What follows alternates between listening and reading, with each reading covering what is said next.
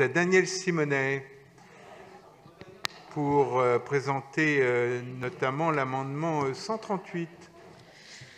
Écoutez, monsieur Antoine Beauquier, vous ne voulez pas jouer au fédéré au Versaillais. Ce que je peux retenir de votre intervention, c'est que vous seriez bien incapable de jouer l'insurgé.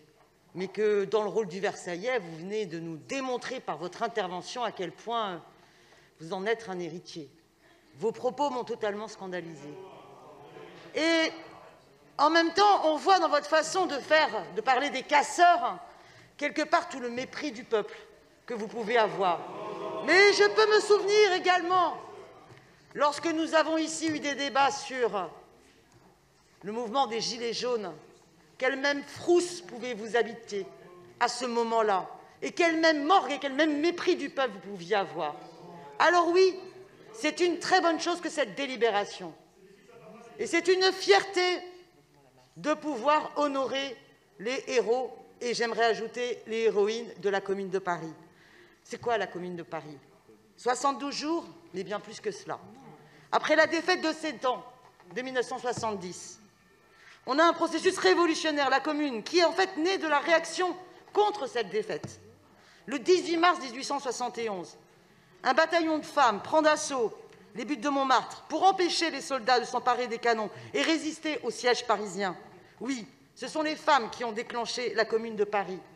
Et le premier point de départ est également un point de départ de défense de la patrie républicaine contre ceux qui ont capitulé, contre l'Empire, qui, dans sa optique guerrière, l'avait abandonné. Et évidemment, c'est la question sociale. Et alors, à ce moment-là, le peuple doit s'organiser. Dès lors, l'Assemblée nationale, qui est à majorité monarchiste, les insurgés, ils doivent faire, et c'est la force de la Commune, et son caractère populaire, les ouvriers, les boutiquiers, les artisans, les chômeurs décident de voir comment on organise les choses immédiates, les choses urgentes. Et c'est quoi les choses immédiates et les choses urgentes? Par exemple, c'est la première décision d'exonérer de 9 mois de loyer, parce qu'ils estiment que les Parisiens ont payé très cher, justement, le coût de la guerre de 1870. C'est la réquisition des logements vides.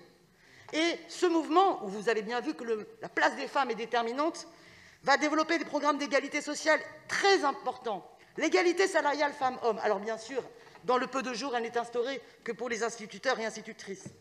C'est également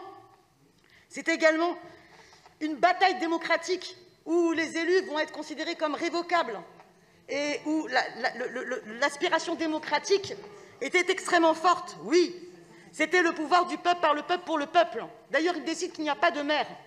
Ils sont ensemble, en collectivité. C'est le communalisme qui se met en place. C'est d'ailleurs l'instauration du titre de citoyen aux étrangers, parce que les étrangers servent la République universelle et que c'est ça qui fonde l'unité du peuple. C'est la réquisition des ateliers qui sont remis à des coopératives ouvrières. C'est l'instauration de la journée de travail de 10 heures. C'est le salaire minimum. C'est la reconnaissance de l'union libre. C'est également la rupture avec le Concordat de 1801. Et la Commune décrète d'ailleurs la séparation de l'Église et de l'État. Alors oui, il y a toujours une magnifique actualité de ce programme. Et je me retrouve tout à fait dans l'intervention de Raphaël Primet.